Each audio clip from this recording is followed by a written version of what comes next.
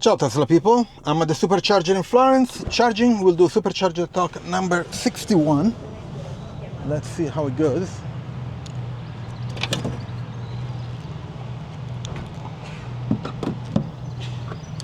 Okay. Let's see the speed of charging. There are only other two cars here. I wish I could take the other one with is in the shadow.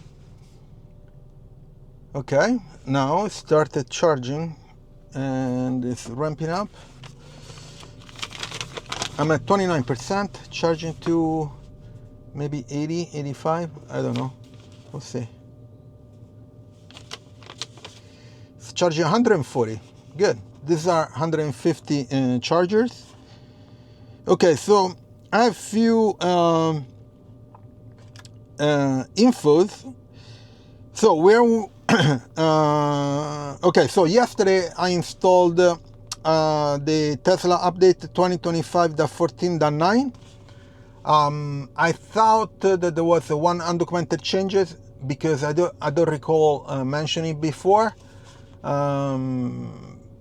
And that was the Sentry mode option that you can automatically start it when you get home or at work or some other favorite places, which is cool. So that's the only one I found right now. I'm not sure if it's new or not. And then I think some people are discovering other undocumented changes.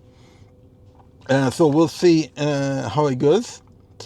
And then the update 2025.20 is rolling out and people are already installing it, and there are some new features. Let me check because I'm very curious about this. Oh yeah, there is one that's interesting. It's called unlatching charge cable. And they mention that charging can now be stopped and the charge cable be released by pulling and holding the rear left door handle for 3 seconds, provided the vehicle is unlocked or recognized a key is nearby. So basically, you can stop the charge and unlock the charging port or the plug by opening the door, holding the door for 3 seconds. That's interesting. This is especially useful when the charge cable doesn't have an unlatch button. You can still release the cable using the vehicle touchscreen or the Tesla app, of course. Okay, that's interesting. It might be useful for some third-party chargers because I remember sometimes I had trouble to unlock the charging port when you want to remove the charging cable. So that's interesting. And then there is a supercharging live activity. Views your supercharging session with the live activity on your iPhone or paired Apple Watch. Live activity will start automatically as soon as the charging session begins. Require Tesla app version, whatever. And then, of course, the security improvements. So there are a couple new features for now. What people found, there are not that many people already installing the 2025.20. So in the coming days, we'll know more. Okay, that's pretty cool. Let me check one thing that I wanted to see. Okay, yeah, and now it's 1 week away from the Robotaxi launch event. And, some invitation went out. It's going to be interesting. Last Supercharger Talk, someone asked me in the comments how they can launch a Robotaxi service when they need to charge the car. What happened? Are people dedicated? There's a station dedicated to charging the car. So yes and no. Okay, so if they're Model Ys, they're launching as a Robotaxi event, Robotaxi service, yes, because Model Ys have the charging port in the back, and they need to be plugged in to charge. So that means if it's a service managed by Tesla, they must have a place, a location where they do the charging if the car drives itself with nobody in it. Okay, if there is a driver, but the car drives itself unsupervised, that the person will take care of that.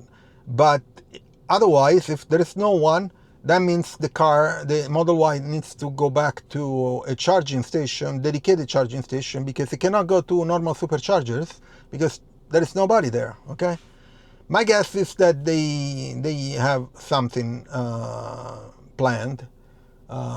Otherwise, it wouldn't make sense. On the contrary, if it's the Robotaxi car, the one that they launched last fall, that doesn't have even a charging port. It charges wirelessly. So they showcased a wireless pad that stays somewhere, and the Robotaxi goes on top of it. I don't remember if probably it's the back. And it charges, the charging is via wireless. Okay, and they mentioned the technology that they have above between 90 and 92% efficiency, which is pretty good. Not many people know that wireless charging now is is actually sometimes better than cable charging. Cable charging, you lose a lot of electricity in heat dissipation, while wireless charging, you lose it in because it's wireless. Okay, so the conversion and that stuff. But sometimes, depending on the technology, wireless charging is superior to the cable charging. That's from an efficiency standpoint. From a speed standpoint, not yet. I think the wireless charging that they have is below 100 kilowatts hour. But that's the difference. Model Y needs to charge it, needs a person to charge it because of cable. Robotaxi car does not need it. It needs a wireless charging pad. Okay. In both cases, I think they will have a location dedicated to the charging because they are launching the service, but it's let's say it's in beta mode, so they need to figure out all the details and stuff, which is going to be very interesting. So we know more about the wireless charging, which I'm very curious. I personally think that that's the technology, the future technology for charging EVs. And it's very simple. Why? Because you don't need all the cables, all the plugs, all that stuff. You go to a parking spot, and you will have a pop-up that says, "Hey, do you want to charge?" And you say yes, and it will charge. You don't have to plug cables, all that stuff. Okay. Also, if I remember correctly, in China, they are going to mandate that for new EVs to be built a wireless charging technology in it. Okay. Also, they mandate, if I remember correctly, vehicle to grid or vehicle to load, or whatever you want to call it, because they figure out we have millions and millions of cars which have batteries. We need batteries, so let's see if the car will be part of the grid. Okay, so this is going to be interesting. 1 week away, so I'm very curious. We'll see how it goes. It's going to be very, very interesting. This is in Austin, Texas. Last news, there was a news about the European FSD certification. It looks like the Europeans decided to speed up the process, finally, giving them some stats. I don't remember if it was independent studies or whatever, about FSD and autopilot. So these technologies that help the car drive itself or help the driver to be in the car, but the car will be able to drive it. by themselves, it decreases drastically accidents and fatalities. Okay, and that's pretty simple. The first issue with the accidents is driver distractions.